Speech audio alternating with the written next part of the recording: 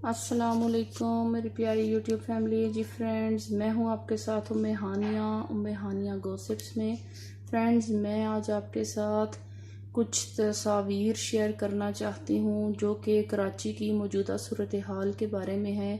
जैसा कि आप सबको पता है कि कराची में जो तूफ़ान के बारे में सोशल मीडिया पे और टीवी वगैरह पे बहुत ये दिखाया जा रहा है, तो हमारे कुछ रिलेटिव्स रहते हैं कराची में, उन्होंने कुछ पिक्स भेजी हैं, वो मैं आपके साथ शेयर करती हूँ। जी तो फ्रेंड्स, ये देखिए, ये कुछ तस्वीर भेजी हैं। ये देखें कितने काले बादल हैं।